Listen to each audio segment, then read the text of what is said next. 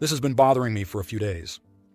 Went to dinner with my wife recently to a relatively nice place, $45 per person for mains. Quick side note, we're both in our 30s and both work in hospitality and have worked in kitchens for years, so we generally behave well at restaurants. Anyway, we sit down and are greeted by a young woman, early 20s, who drops some menus and asks if we want to start with still or sparkling water. I looked at the drink menu and saw that the still was $9 and the sparkling was $12. Neither of us care that much about fancy water, so I said tap is fine. She gave a sort of grimace and a small noise. I asked, "Is there something wrong with the tap water?" She replied, "It's very hydrating," followed by an awkward silence. This was very strange to me, so I essentially repeated the question with slightly different wording and once again got, "It's very hydrating." I looked at her with an expression of, "Please explain." More silence. Eventually I asked, "What does that mean?" She said with no emotion, "It will hydrate you." Now I'm feeling weird about the whole situation, and I flat out asked, with no expression or connotation, "What's wrong with the tap water?" "You guessed it. It's very hydrating." I stood up and told my wife, "We're going." Before my wife even realized what was going on, the waitress said, "Have a blessed day," with the smuggest smile I've ever seen. Am I in La La Land here? The triplicated response seems really dumb for someone who is a professional at hospitality. Anyway, my wife suggested I took it too far by leaving. In my opinion, I didn't take it far enough and should have spoken to a manager. But life's short, and I didn't. Am I the idiot? Update 1. My wife was cool with leaving. We have a very equal relationship. If one of us says to the other, "We're leaving," or any variation of that, we trust each other to know we made the right call, and we'll figure out the rest later. Update 2. This is in America. I'm from near there and have had the tap water in the area several times, without issue. Update 3. Types of water. In my area, it's pretty normal to have 3 choices of water at a restaurant. 1. Still. This is fancy water in a 1L glass bottle with no bubbles. This was the $9 option. 2. Sparkling water in a 1L glass bottle was $12. 3. Tap water, free. This option was not presented to me, but is a choice if the diner asks. Now here are the comments. Comment 1. Not the idiot. It is more than likely that she was judging your choice, thinking you were cheap. Although there is another possible scenario. You know when something is objectively bad, but you're not allowed to criticize it. So you find a way to compliment something random, like you're at a friend's house and they've just cooked a meal that doesn't taste very good. You can't bring yourself to criticize their cooking directly because you don't want to hurt their feelings. So you say something like, "Wow, your presentation is really something else tonight," or "These plates look so fancy." That could be what happened here. Their tap water may not have been of great quality, or it could have had an odd taste. As the waitress couldn't think of a positive way to describe the tap water, she just went with hydrating. Comment 2. I think the waitress was a spy. You accidentally spoke the code phrase, "Is there something wrong with the tap water?" and she gave you the confirmation code, "It's very hydrating." You were supposed to give her the microchip. That's why she kept giving you the confirmation code. Comment 3. I was traveling recently and was sitting in the bar at a hotel. There was a restaurant on the 20th floor, and I asked the bartender if it was good. He told me it was a nice space and great for taking Instagram photos. I asked him if the food was good, and he just repeated the IG line. I got the message and went to eat somewhere else. Suspect you had the same type of thing going on here. Now, for the next story. I was unhappy in my career and found a job across the country that met my needs. I talked to my family, husband, kids, and mother-in-law who lives with us, and everyone agreed to move. Kids and I moved across the country, and 1.5 years later, my husband and mother-in-law have not moved. Hard time selling our house is the reason why, he says, so I have suggested that the house be put under a property management company and rented out, and he and mother-in-law move out. He still refuses, says God has provided for us here. And I'm confused as to why the 180 turn around in moving and wanting me to leave my job and move back to where I was unhappy. Now, here are the comments. Comment 1. Not the idiot, but I think there is a bigger issue. How often do you and your husband see each other? Or him and the kids? In the current climate, houses are selling really well. Maybe talk to the realtor yourself to find out why it's not getting any bites. Is it overpriced? Does it need work? Is it accessible for tours? Does it look like a tornado hit it whenever people come to look at it? God has provided for you in two places. I think there's more going on as to why your husband and mother-in-law don't want to move.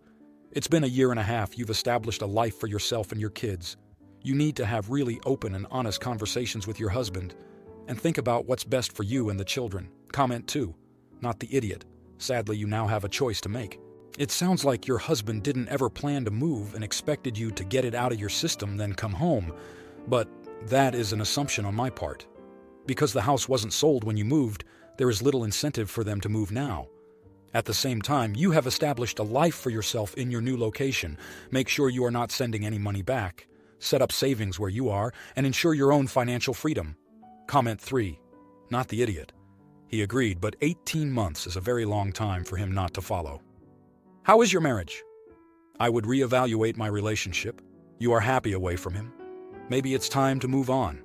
That is a choice only you can make. Did you move to a big city and your old home is rural? I just don't understand the change of heart from your husband and his mother. Now, for the next story. So over the course of wedding planning, my mom has mentioned her feelings about me, 26-year-old female, taking my fiancé's 29-year-old male last name after we get married, and how she's not happy about it. I am an only child, and she wants me to hyphenate my last name and his instead. I haven't thought much about the comments because they are so few and far between, until fiancé and I flew to visit them for the past weekend. While staying with them, my mom brought it up again with my dad and I in the room while my fiancé was upstairs. She again expressed her desires for me to hyphenate, but I told her I feel that would be too long of a name and too complicated. It would be first, middle, last. She said nobody would say the first last name anyway, but they already gave me a first name that is never pronounced correctly, even by people in my family, because it is a common name just spelled unusually. So I want to make things easier for myself, and honestly, my fiancé's last name is much more aesthetically appealing, but I didn't say that part. I told her I am considering making my maiden name my middle name and losing the one I have now, or just replace my last name with his. She hated the middle name idea because the one she gave me is also hers, so I would be losing a part of her. But I've never been attached to this name because it is also a common name but spelled differently. Renee spelled Raina. I said I'm tired of people constantly saying my name wrong.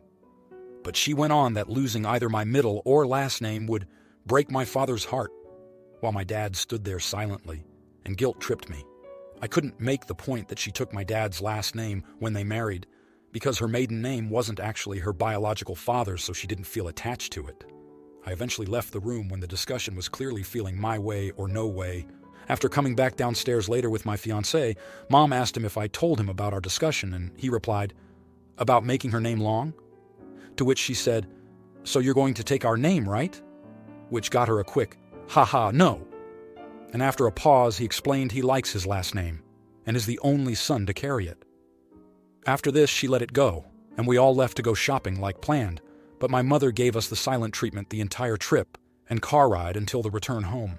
Am I the idiot for symbolically crushing my dad's heart? Did they not think when they had a daughter in the U.S. she would one day follow tradition and change her name? This is not something I ever anticipated being an issue. Now here are the comments. Comment 1. Honestly, not the idiot. It's your decision. By the way, if you're in the U.S., when you get married and sign the papers to legally change your last name, you can, at the same time, legally change other aspects of your name, including the spelling of your first name, if you so choose. Comment 2. Not the idiot. You're an adult and free to do whatever you want with respect to your name. If you have kids, you could give them your maiden name as a second middle name or something, but you're not obligated to do anything just to appease your parents. Comment 3. Not the idiot. What you choose to call yourself after getting married is 100% your business and no one else's. Politely tell your parents to stay out of it. Now, for the next story. I feel really bad and need an unbiased opinion. I, 28-year-old female, am currently living with my sister, 32-year-old female, and my niece, who is 5 months old. My sister asked me to move in with her as she was separating from her partner and needed someone to help with the bills. I cover the majority of rent payments for the house and bills since my sister is not fully back to work yet. On the days she is working, it is usually our mother who looks after my niece. Now, I mainly work from home, and due to how loud both my niece and my sister are, And the job specifics: I wear good noise-canceling headphones. I also have a room with my own bathroom. I have told my sister multiple times if she needs anything, and I haven't responded to a knock, she needs to come into my room and tap me to get my attention. Otherwise, I simply won't hear her and wouldn't know if she needs anything. However, my sister keeps forgetting it.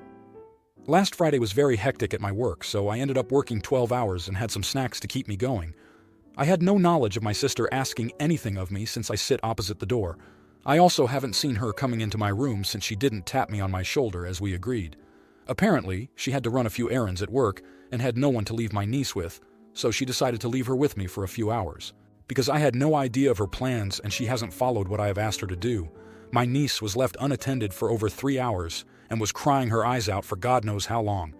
I only found out about it when my sister returned home. I was still working and had my headphones on, as she ripped the headphones off my head and started shouting at me and calling me an idiot for not attending to my niece, even though I have explained to her I had no idea she was gone or my niece was crying, to add, I don't look at my phone during work hours, and after I checked, there were no messages or missed calls from my sister. I feel really bad about the entire situation, so I wanted to check if I am an idiot, as my sister still wouldn't talk to me, and makes it sound like I did it on purpose. Now, here are the comments. Comment 1. Not the idiot. You need to move out. You moved in to help your sister out. From your post, you are paying most of the rent. At this point, you are financially supporting yourself, your sister, and your niece. So being able to focus on your job is extremely important. If you can't pay the bills, then who will, as it doesn't sound like your sister is able to support herself 100% right now. Instead of feeling guilt for your sister's error, move out. Your sister doesn't appreciate your help. She feels entitled to it. Comment 2. Not the idiot. Let me walk you through this. You have explained your work situation to your sister multiple times. Your sister up and left the house and her 5-month-old baby without telling you. Only when she gets back and discovers the baby crying is she able to remember the noise-canceling headphones. You should honestly give her a warning that if she does this again, you're out. Or if she does this again, you're calling CPS. How incredibly selfish of her. Comment 3. Not the idiot. Your sister is negligent. She didn't even seek your agreement before she left. If she goes at you again, ask her, when did you agree to watch the child? What time did you look at her and tell her it was fine for you to babysit? Or at what time did you text back to say it was okay to watch the child? You didn't, because she didn't actually ask you. She told you and left before she got an answer, which is negligent. Now, for the next story. A few weeks ago, one of my friends decided that she wanted to have a final get-together for the summer. She created a Facebook page for the party and made me an admin on the page. She told me that if there was anyone I wanted to invite that she had forgotten, to go ahead and add them to the guest list. So I'm going through the guest list to see who she's already invited, and everything was looking good until I came across one name. For the sake of this story, we're going to call this girl Ashley B. This girl is a notorious drama queen, and half the people invited to this party have had legitimate issues with her because of her telling lies that she knew full well weren't true when she told them. I privately messaged my friend and asked her why the hell she would invite her to the party, knowing the amount of problems she had caused in the past. She said that she thought I was overstating it and that she didn't want to be rude by not inviting her, as she knew it would get back to her that we were having a get-together. I told her that if she was there, it was certainly going to cause problems and that it would probably be best if we just removed her from the invite. She didn't want to be rude, so she wouldn't do it, but I had no problem being the villain of the story and went ahead and removed her from the page. Well, apparently, she had already gotten the invite because on the day of the party, not only did she show up, but she was the first person there, even before me. Upon getting to the party and realizing that she was there, I literally turned around and walked out of frustration and headed back to my truck. As I was getting ready to leave, another pair of our mutual friends rolled up and jokingly asked if I was calling it quits already. I took a moment and then turned to them and said that yes, I was, and to have a good evening. When they asked me why I was leaving, I told them it was because Ashley was here. It took them a moment, and then they asked, "You don't mean Ashley B, do you?" To which I responded, "Yes, that's exactly who I mean." And with that, they got back in their car and apparently left. I left, and that was the last I had heard of it from that night. But apparently, the word spread quickly, because when it was all said and done, only about 5 out of 24 people invited showed up. And from what I understand, it was directly related to her being there. My friend that threw the party is angry with me and telling me that it's my fault and that I ruined the party. I told her that I would love to know how my choosing to leave, and literally only speaking to 2 people that were going to attend, made it my fault. I told her that from what I had heard, the reason it fell apart was because she insisted on inviting Ashley B. So if anybody was to blame, it was her for inviting her in the first place. She is still on this and wants me to apologize, but I flat out told her I was not going to apologize for something that was not my fault. Am I the idiot? If you like this video, you'll probably like these too. Also, while you're here, please consider subscribing. It's your support that keeps this channel alive and allows me to make better and longer videos. Have a great day.